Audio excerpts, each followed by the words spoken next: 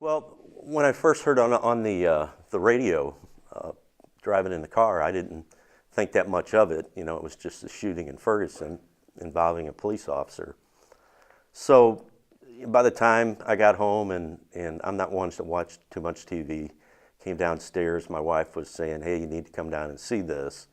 And I realized that, wow, this is, getting out of hand. This is something that I really never saw when I worked with St. Louis County for 28 years.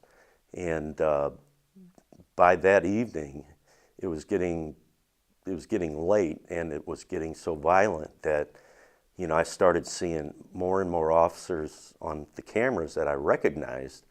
And then I started seeing very young officers on there that probably weren't born when I came on the police department.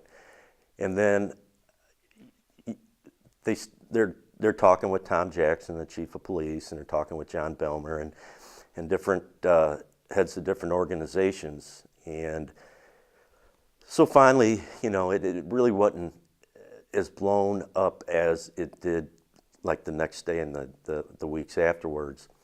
So when I woke up the next day, things were now being said that were starting to just make me mad, that I know that these individuals, Tom Jackson, John Belmer, and anybody else with those two departments involved, Were had. there any particular issues that Well, what were the comments that kind of got you? well, the fact that that Michael Brown's body laid in the street, I think they took the efforts to cover it up, and